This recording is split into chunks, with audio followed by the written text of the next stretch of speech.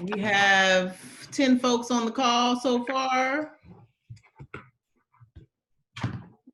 Let me make sure we have our supervisor representative coming on.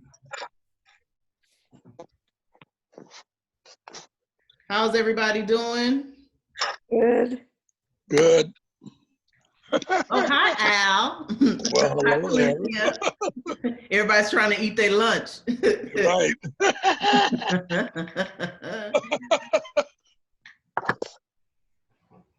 All right.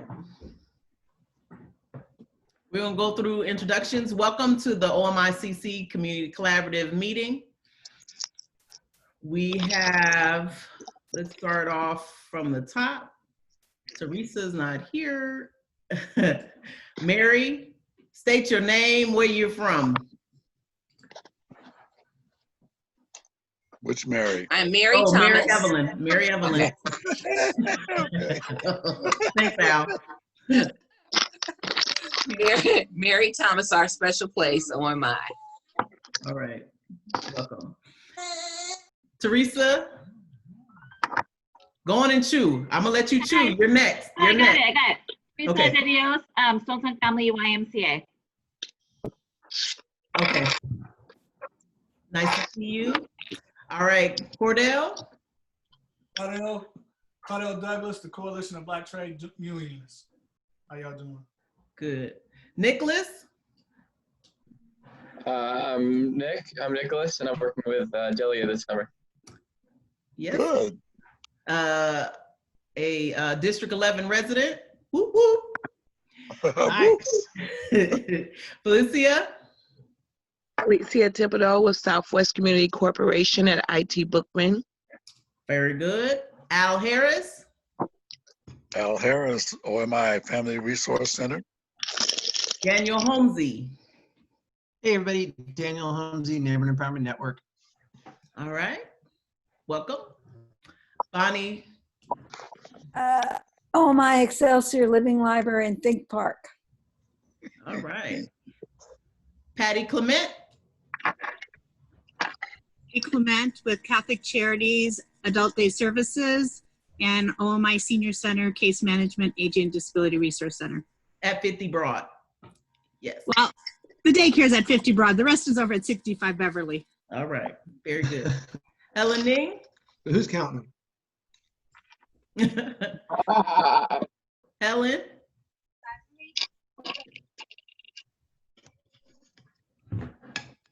All right. Maurice.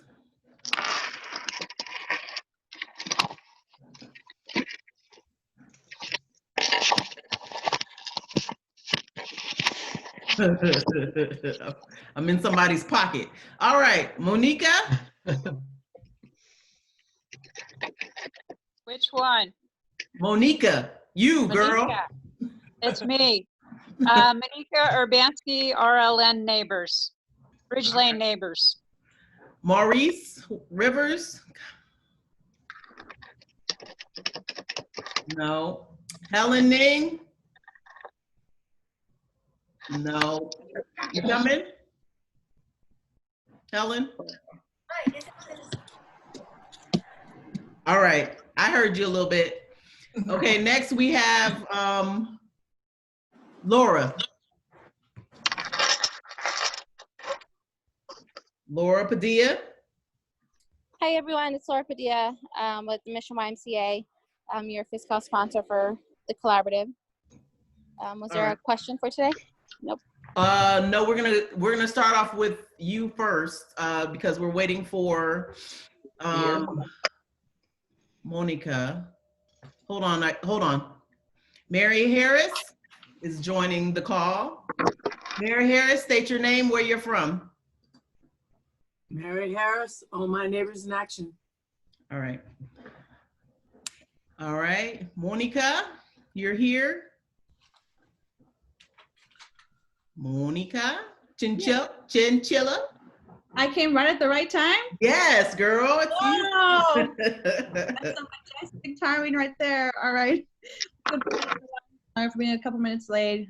It's been nonstop this morning, or just when The kind of biggest update we have is we are working as hard as we can to get the testing sites open in the OMI and Excelsior, or just within District 11 in general. And so there's, sometimes the bureaucracy of DPH gets in their own way. And so we're working with the mayor's office and everything to get that as quickly as possible. And within the OMI, we're prioritizing the seniors and African American community. So I will hopefully have some updates by later today. In addition, thank you all who attended. Oh my gosh, I can't believe it was only last week, the Invest Black Town Hall. It was powerful. We had over 115 people present. It was engaging. All the departments spoke about how just surprised and amazed they were about the level of commitment and engagement for the community. So thank you all who attended. Thank you all for getting the word out there. And it's just the beginning. And so I had a call earlier with Director Davis, and the next steps from that town hall was to kind of create a roadmap that the departments can use in terms of, redirecting funding from the police or what investments to make within the OMI. And so I'm going to be convening the leaders who had helped put the group together tomorrow to just kind of go over that, to make any adjustments, etc., so that we can get that out on Thursday to the different departments and the mayor's office. In addition, I'm going to be sending out all the responses from the departments and chat comments, etc., to the community who attended. So if you weren't able to attend, but you would still like that, A, the roadmap, and B, the department responses, just email me and let me know, and I can add you to that list. So that's Invest Black. And then testing, my next community. That's been my big priority, is just testing. Else within the district, we're still moving forward with our traffic calming projects. I went by Merced Heights today. They're fixing the gardening outside. So hopefully that'll be done, this week. Yeah, let me go through the calendar, make sure there's nothing. Oh,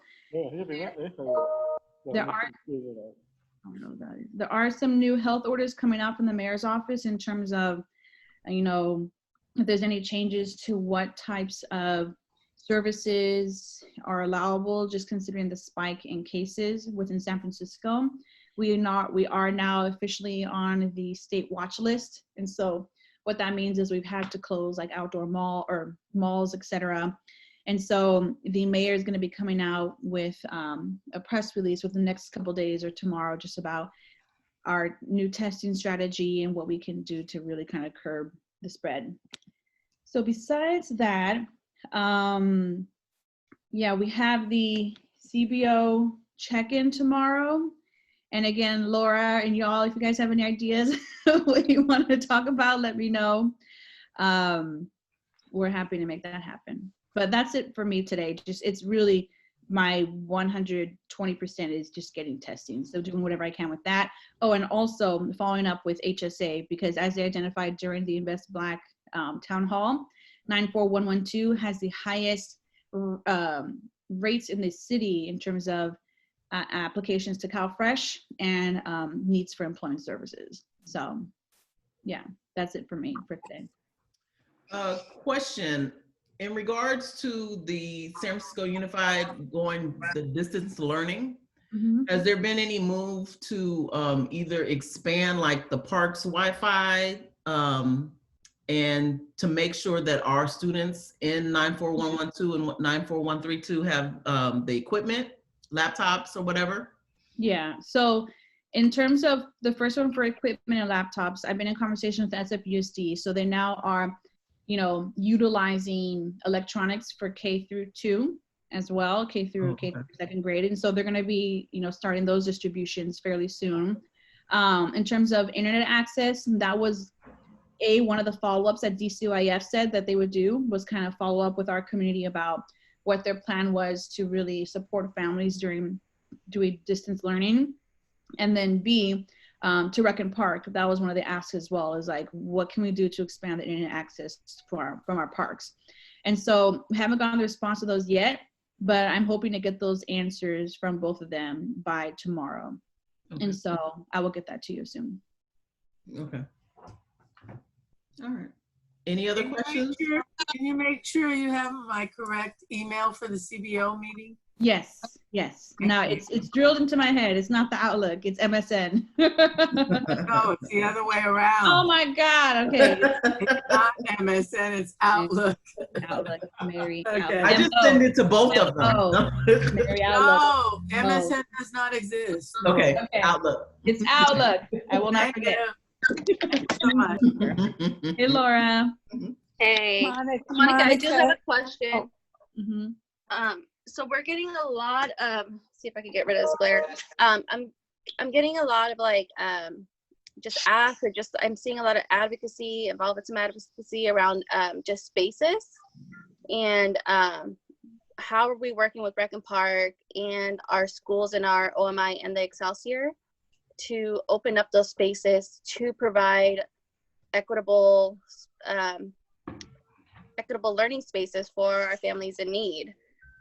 So right now we are utilizing Monroe, but I know, like, is there any outside of the box thinking around all these spaces that we have, and how can we, one, make them Wi-Fi ready, and two, partner with our CBOs in the neighborhood to provide that childcare. So this past, 2 weeks, there's been a lot of conversations about privatizing and creating pods, learning pods. Mm-hmm. And what we're seeing is that families in need are being left out. Yeah. And it's because families are brainstorming how to fix this childcare need. Mm-hmm. And so all kudos to them to try to organize themselves, but how do we do it in a lens where we're providing this opportunities for all our students?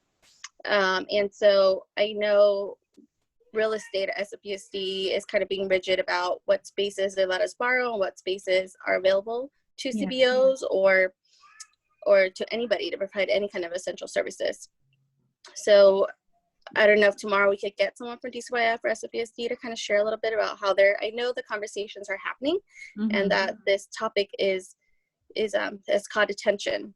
We've seen some articles in the New York Times, even SF Chronicle this week about this. So what is the response, and do we tell families to stop and that we need to wait for the district to come out with something, or do we say continue to advocate? Like what I think right now is like, what do we do? Do we advocate? Do we push the mayor? Do we rally, for SFU to get us a response, or do we patiently wait and get a response for them? Because right now we haven't heard much. We know that I know that it might be happening.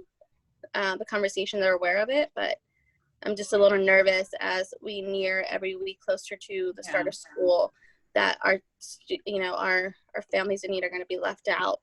Yeah, so I would definitely love to talk with you more about that. Like, I know that there's a lot, to unpackage there. So if you're free later today, we'd love to jump on a call and just kind of dive through what the issues are and lay them out so I can follow up. All right, perfect. Monica, it's Bonnie Shirk. I also would just like to tag on to what Laura just said. We, Life Frames at the All My Excelsior Living Library and Think Park, has been developing these fabulous outdoor classrooms, which have been basically idle for months without the children, but they're wonderful opportunities for creating pods of youth, young children and middle school, high school youth that can be separated by 6 feet and be in a really healthy outdoor learning environment. And we have people, Life Frames has all a Living Library staff that would be very happy and qualified to work with the families, with the children. Obviously, we would need funding to do that, but the school district, as you know, has closed off these environments for the past few months. So I'm just saying this could be, tagging on what Laura was talking about. This is an opportunity for some healthy learning to go on with youth of all ages and families for that matter. So I just offer that, and please put me on your CBO list also, your Monica, the email that you're sending around. But I'm very interested in this, and I feel that in this day and time, the kind of environments that we've been creating for years are exactly the kind of environment that will be healthy for the students and their families to be involved with and use. Perfect, thank you.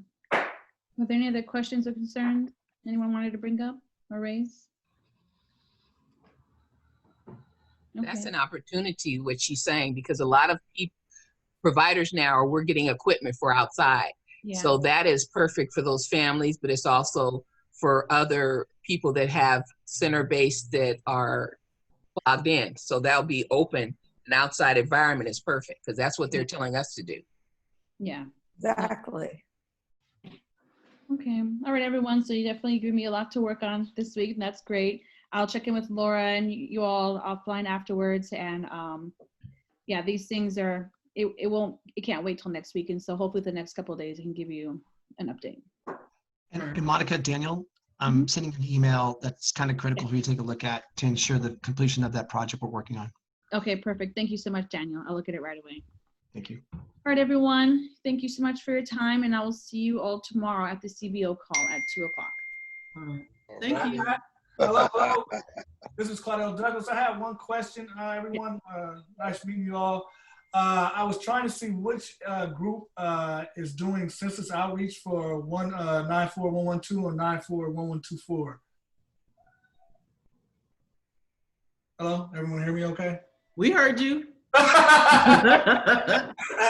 So, I guess my question is, has anyone, any of the organizations that's on call today done any census work or had any outreach from anyone from the census or We had a presentation back in February. I can't remember what the person's name was, but we did have a presentation. We took materials, but nothing since then, and since the pandemic. But no one has reached out to you. No other swag has been given to you all at any given point of time. Okay. Anybody? I've had outreach done with our seniors. We did a flyer. They were reminding seniors, reminding people about the online and to get the numbers and a phone number, as well as still recruiting for workers. Okay. This was like last month. And Catholic Charities has been doing some major outreach and putting flyers out within the food bags and with our senior centers. And we continue with our case management program in our resource center to encourage seniors and people with disabilities to complete the census. And so another flyer is actually going out in this week's brown bag on Thursday. Okay. So only Catholic Charities evolving around seniors basically is as much as outreach that we have. No, for any for any low-income families, any families that are coming through like our D11 pantry or have reached out for any sort of essential need, we have given them the census, and our first question in intake is, have you completed the census? And if the answer is no, then we try to pull up our phone and iPad and help them complete that. So it's kind of like one of our big intake questions. We want to make sure we're capturing those numbers. Okay. Teresa? For the YMCA of San Francisco, there are a certain amount of people who are in charge of ensuring that the census is communicated to our members. And specifically at Stonestown, we are covering outreach to the Lakeshore community. So that's around Lakeshore, San Francisco State, and around the Stonestown YMCA area. And so we have a funder through the Office of Civic Engagement and Immigrant Affairs who are working with us with the census. Okay. Very good. Thank you. Anything else you need? No, that's it. That's it. You want to present? Say it again. You have words to present? No words. I guess what I want to do, I guess, is circle back around and try to make sure that we can get the necessary swag and information to the areas that haven't been getting any census outreach because everything got pushed back or pushed further down the road because of COVID. So they won't be sending numerators out to our area or any areas until September. So we still have 1 month within that range to try to get folks to self-report by going on and using the internet or calling in or requesting a paper ballot. So, I mean, we know that it's estimated $20,000 is going to be left on the table for each household that doesn't report. And considering the OMI is one of the forgotten communities within San Francisco, it's really necessary for us all to try to get our folks to report before the numerators come out, because oftentimes numerators don't actually go to areas that they don't feel comfortable with. So that's it. They wouldn't be talking about our area. Well, like I said, I lived in the D11 area for 26 years, and I've never ever seen a numerator. Right? All right. All right. Very good. So thank you all. Thank you. Okay. Let's see. Laura?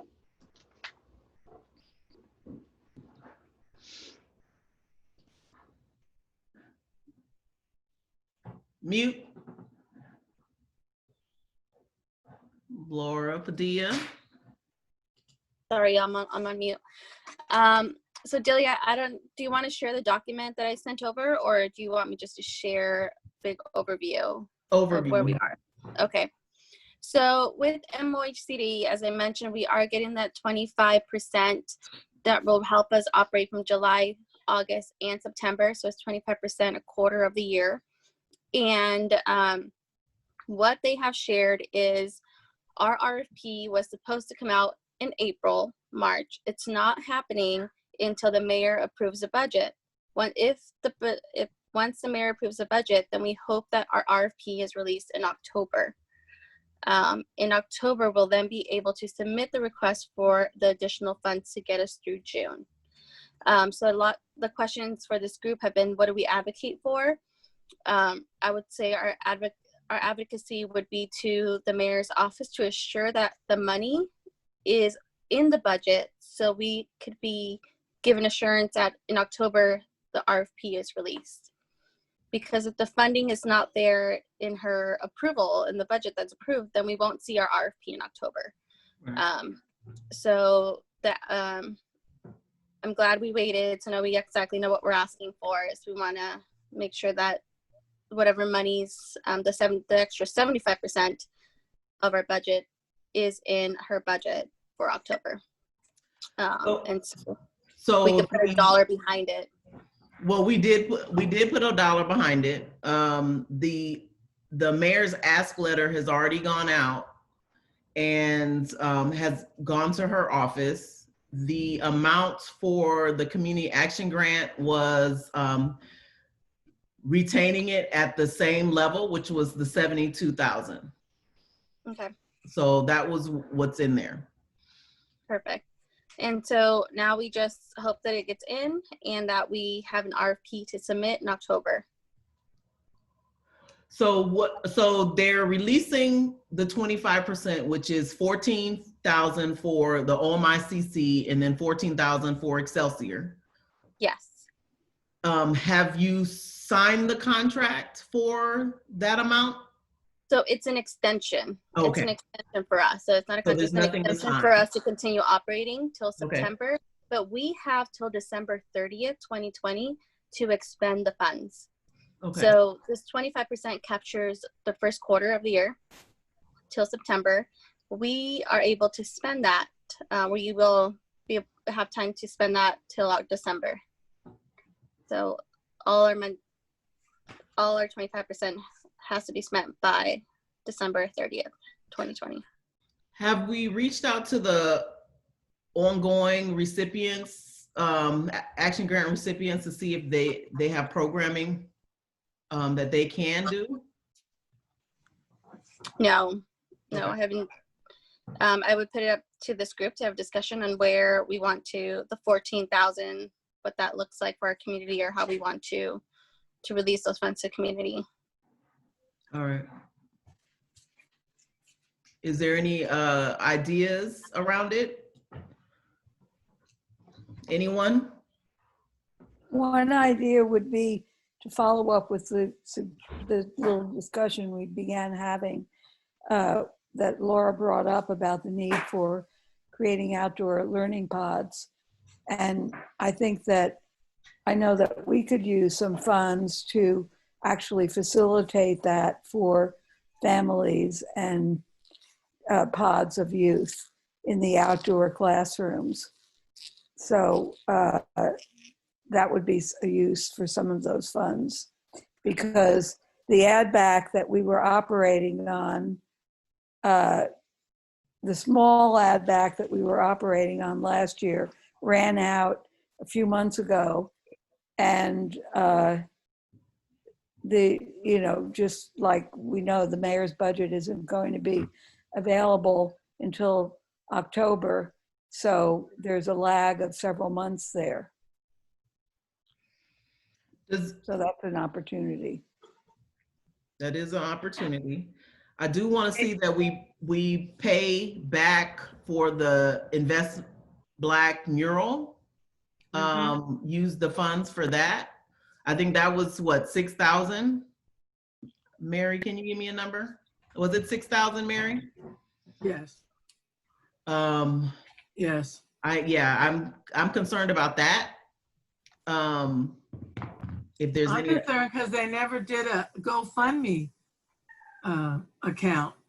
Kathy just did that one for IT Bookman, and it's only gotten $555 so far. That's not nearly enough as that was expected, and I think it will reach a broader segment of population if it was actual GoFundMe. Right.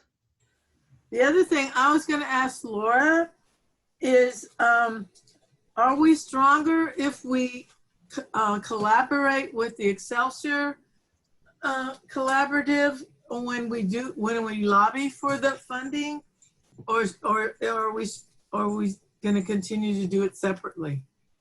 I think this year it'd be great for you guys to work together on assuring that this grant, specifically for our work, that's what I was thinking. In previous years, we've advocated separately, and Right. ran our letters by each other. So there's no like big differences in the letter, but it's never been for the grant. This is the first year where the grant, we're not getting 100%. Yes, you have the money.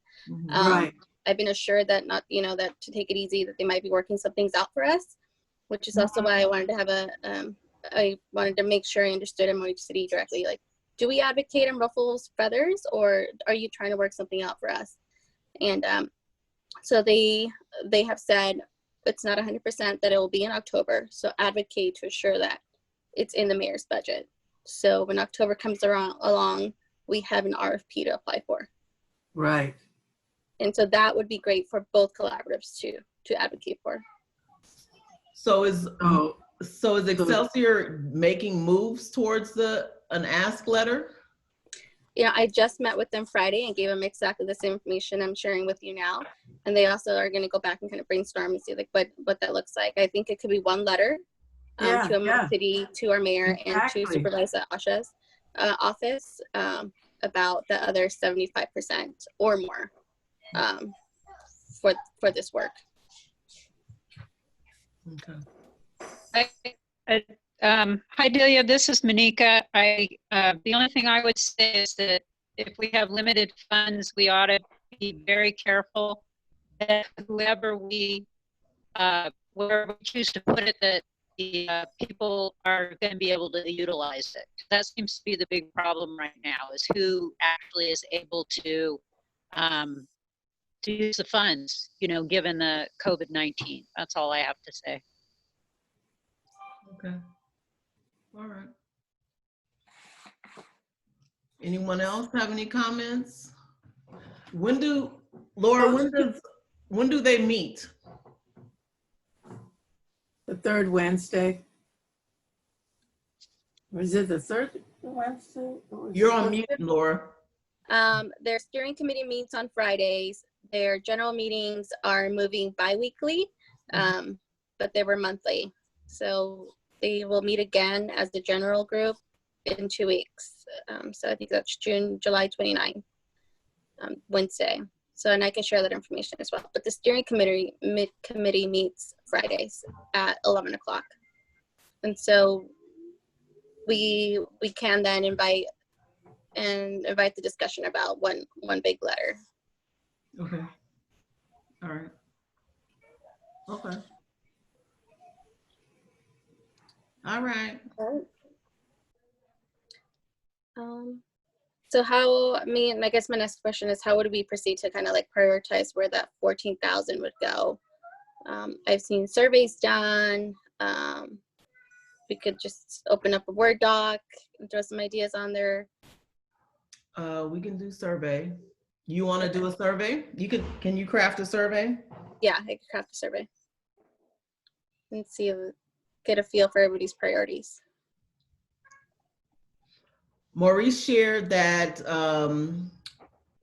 Director Davis is working to get Southwest Community Corporation reimbursed for the $6,000.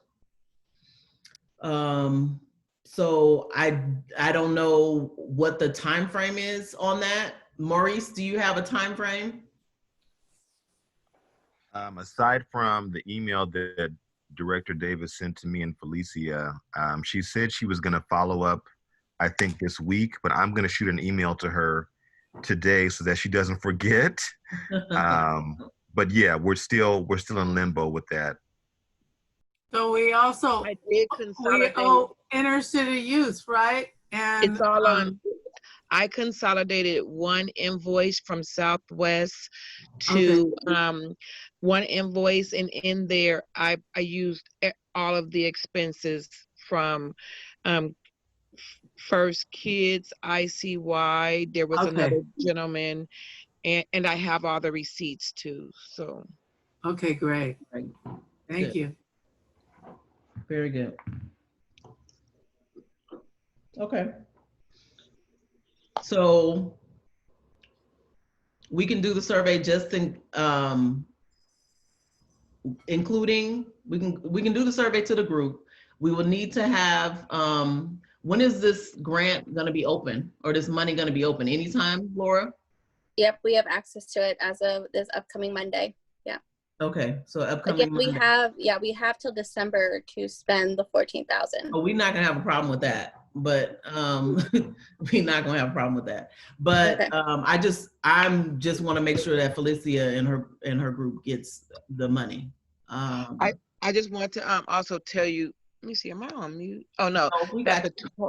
The total amount for the Invest Black invoice ended up being $6,782.40, and then I itemized all the charges and then who gave what. So if someone does the Human Rights Commission or anyone pays it, I know based on the invoice and the receipts that I have who all paid for what.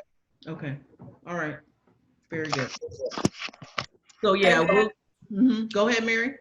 And then we did get 600, right, from the EAG? Yeah. And then you're getting the money from Kathy's thing? Yes, if it goes through, she just asked me the total amount, but no commitments have been made whether they're gonna. So everything that come, I've also been tracking who's contributing to that amount. Okay. But I'm sending everybody the full bill, even if someone only pays $500, so that people will know what the investment was. Okay, great. That then it's transparent, because this is everything that I could document as far as having receipts and an itemized statement for it.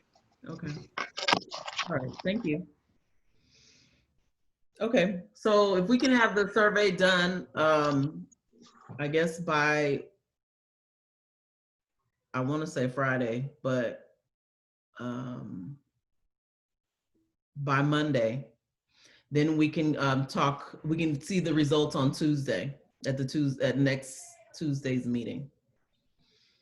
All Because right. can we also find out how much how much did it cost for those prepared meals that we were receiving that the funding ran out from, like, what was it, Great Kitchens, American Kitchens or something? A World Kitchen?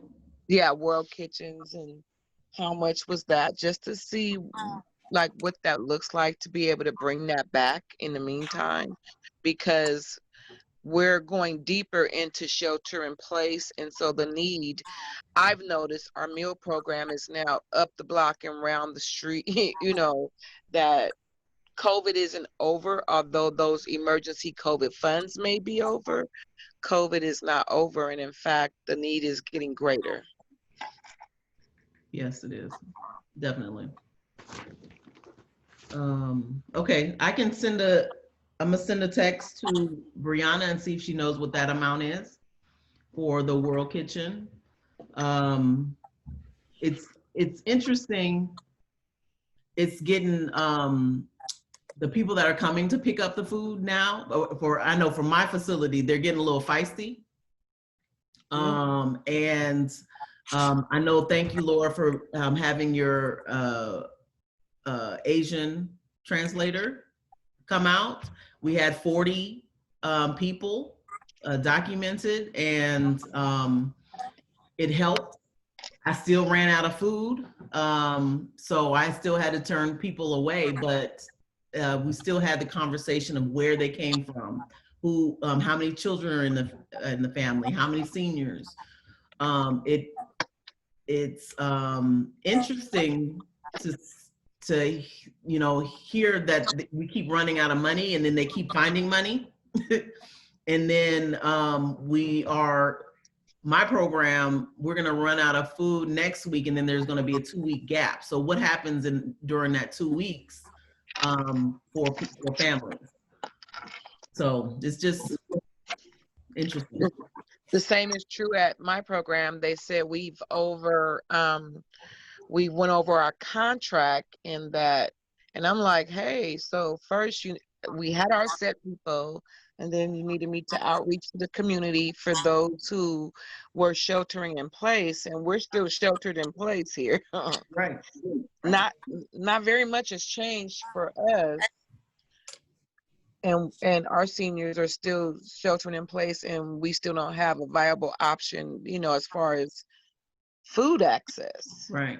That's not changing. So no. I'm wondering what we can do, and how, that's almost like a emergency, but that it doesn't fall off the radar, and how we could try to assume that food justice meeting of those just around food, so we could aggregate that number from a district perspective to know, ITY, our kids first kids, the seniors. I think we stand a better platform putting all of those numbers together, and the different language barriers, and will be more powerful than only saying the seniors, Patty's seniors, my seniors, and all of it. So that we can really get a good perspective from District 11 perspective. I know that Kathy Milky Meyer and Monica are working on the food angle, because we have been in this limbo kind of every week to week that we're doing, and we brought it to their attention. They're looking at expanding and opening up like Patio Espanol as a spot, because it's a shame that they're sitting up there with the gates locked, and they have perfect access. So they are looking at it, and I've been reminding them, and it's also part of like the mayor ask letter, as far as getting your kitchen up and going. So there's movements, definitely, and there's like a bookmark for for the Yes. food insecurity issue. So yeah. Okay. All right. Anything else, my loves? Well, Daniel, you want to talk about the wellness kits? Do you know anything?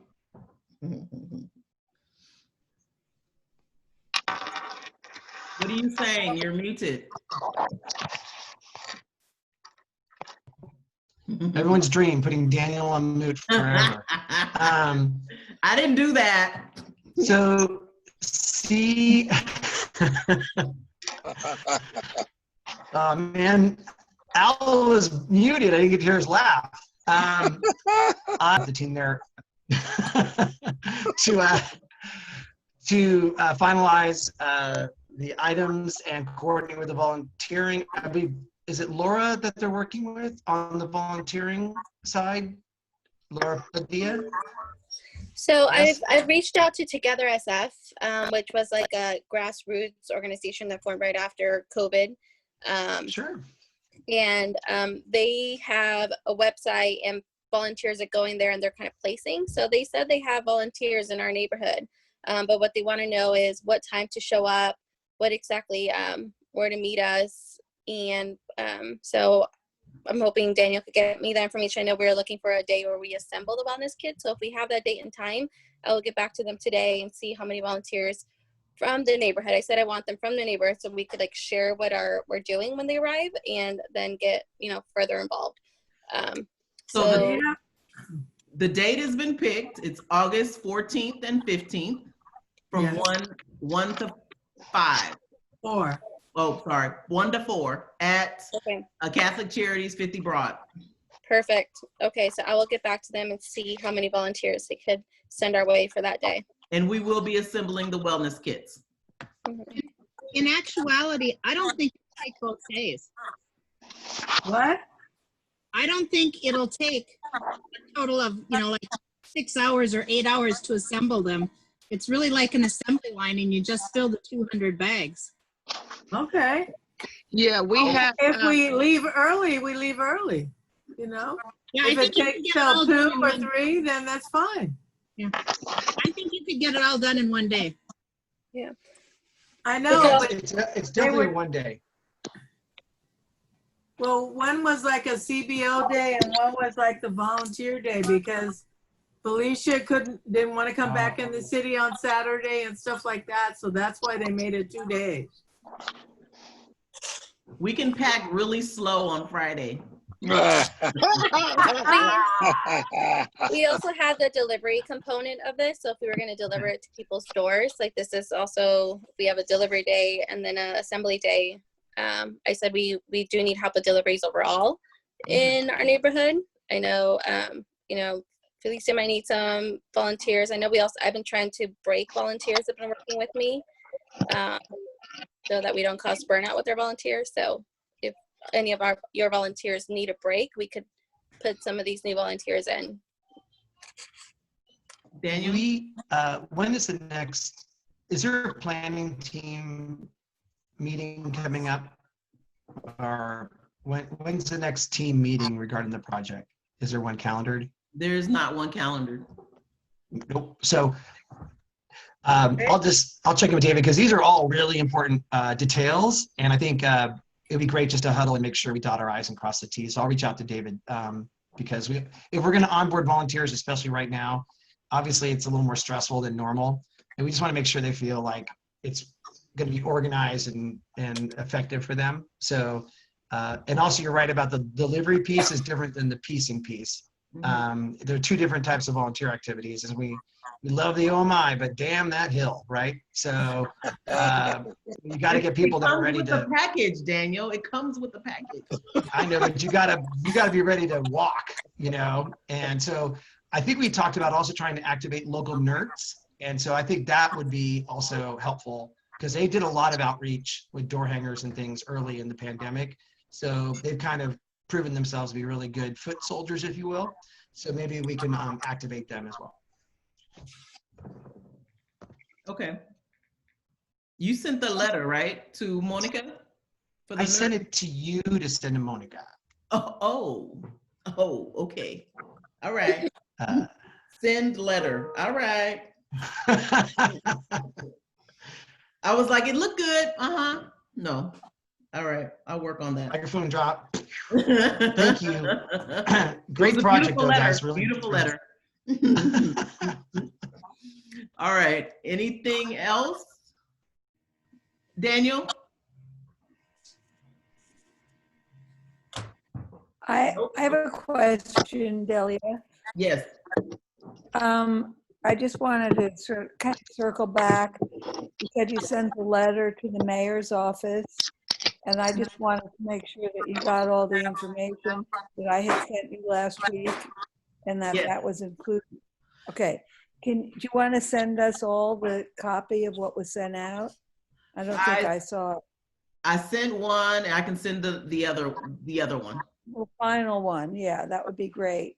Okay. Because I think we want to also, in working, because I'm working with the Excelsior CC Budget Committee, I think we want to, make sure that we dovetail the ask,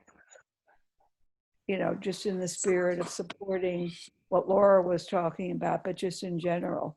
I think that makes it all stronger. Okay. Based on what Mary was saying also. So what I did today was break out the letter into an Excel document saying what the initiative was, how much it needed, what agency and what it was for, just so it could be digestible for Monica and her team and Safai to look at everything. And I can send it to the group so that you guys can eyeball it as also. I did have Mayor Breed scheduled for a meeting to come to our next week's meeting. She did accept. Great. And then she canceled. So, great. And it had to do with, I think it had something to do with our little guest last week, Mr. Ivan, Mr. Buddha. And so as soon as he sent a letter CCing the mayor and the governor about our ass, it made a big old mess. And Mary, your facial expression. Yeah, it was, anyway, he had words for me. I was all kinds of F's and B's. And I had to apologize to the mayor and, saying that this was not our group intention. And this stranger that had no business in the meeting. Exactly. Totally manipulated our message. So I haven't heard anything back after that, but I was all kinds of loveliness. And then he was the only one that filled out the survey. So he filled out the survey explaining his whole condition. And anyway. Maybe the mayor will come the week after. Well, I hope. I hope. Hey, Delia. Invite her again. Yes. I'm off at 3 o'clock. We could go roll out. we can roll to the TL. Come on, Felicia. I'm ready to do that. Yes, yeah. Oh man. Yeah, it took all of me. I pick you up. I got my mask. Ooh. A little bit confused because he said he was from the Tenderloin, and I was like, oh, why is he in the OMI group meeting? Someone invited him to the group email, and that's how he came to the group. So I changed the Zoom call information, and I took him off the list, and yeah, it was. He was at the meeting for Invest in Black. Yeah, he was there too. Oh, was he? I didn't even. Yes. Yeah, the skank. Anyway, yeah, that was my Wednesday when he started sending emails he CC'd the mayor and the governor, and then I responded back saying, "Get out of my space." And then he went ballistic. But just so that everyone knows, she was scheduled for next week's meeting. It was going to be a surprise. But we hear Delia. Come on, Felicia. You're doing great. The new world, the new world, you can be, the whole city's your neighborhood now. Like, you got a URL, you know, you can get on any call you want and advocate for your stuff. And I'm sure, I don't know what you crashing, I know, again, Zoom bombing or whatever, Zoom bomb advocating, but that's what's happening is people are jumping in on other people's conversations to push their own agenda. Right. And how hard is it to just open up a new tab on your URL? I mean, you used to have to drive out at least a mini Lovey Ward and find parking, like the rest of us. Meet me on the back road. Come on, Felicia. We can do it. I have faith in us, right? I'm from Hunters Point. I'm from Hunters Point. Oh no! Oh, I was laughing with Maurice. I was like, it's a motion that I did not start cussing at some point because it was coming. I had words. Anyway, I don't have the best woman for the job, Delia. Jeez. Anyway, so we're at 1:56. So I have a few things I need to send to you as far as like the ask letter. I need to connect with the Excelsior Collaborative to see if they are mobilized enough to be a part of an ask, because I think per a conversation I had yesterday with Marco, they're moving very slow. And the mayor is, I mean, they need to submit budgets and they're moving really too slow. I would love to work with them, but. Laura, can I ask a question, Laura? Yeah. At the last Excelsior meeting, I requested that you send us the letter that we sent out last year and the budget ask. Has that, I still haven't seen that. And I was to be on that budget committee with a couple of others.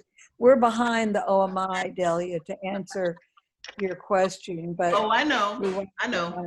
So here's, the Excelsior Collaborative is hearing from Monica and kind of from Asha that there is no money and that that they should just hold on tight before they advocate for anything new. Well, so Laura, that's kind of been their hesitation. But what I'm getting from Monica this past 2 weeks are just the sense, you know, the culture, like the feeling that I'm getting is that a lot right now everybody's pushing to get on that mayor's budget, and the advocacy needs to start happening. Yeah, Laura, I just want to say that I think it's really important for the Excelsior group to move forward, and just as we did advocate with the OMICC for funding where it's needed, which is more than just a little add backs, I think it's important for us to be doing that in D11 totally, because we need to get it out there. It just needs to be made visible. Hold for a minute. Everybody, it's so nice to see you. If you don't have anything else to say, I'll see you next week or in the trenches. Laura, thank you. I got you. Okay. Laura, can you and I speak online? Yeah, go ahead and call me, Bonnie. I'll call you right now. Or Yeah, call go ahead and call me. I'm free now. Bye, everybody. Thank you. Bye. Bye. Best in the West. Thank you. Bye.